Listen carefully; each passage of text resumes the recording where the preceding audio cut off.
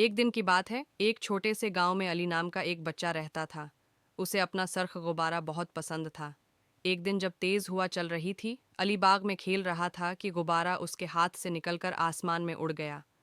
علی دوڑتا ہوا اس کے پیچھے گیا اور بولا، میرے غبارے واپس آ جاؤ، مگر غبارہ اوپر اور اوپر جاتا رہا۔ علی اداس ہو گیا۔ تب اس نے ایک تتلی کو دیکھا۔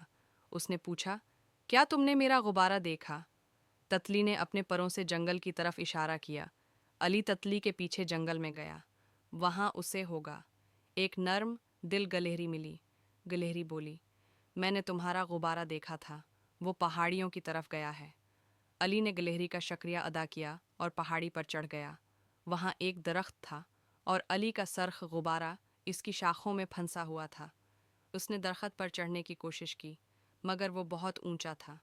اچانک تیز ہوا چلی، درخت ہلا اور غبارہ نیچے آ گیا۔ علی نے خوشی سے غبارہ پکڑ لیا۔ علی ہنسا اور تتلی اور گلہری کو الوداع کہا اور غبارے کے ساتھ گھر واپس چلا گیا۔ اب وہ ہمیشہ غبارے کو مضبوطی سے باندھتا تھا۔ سبق: ہمت نہ ہارو اور دوسروں سے نرمی سے پیش آؤ۔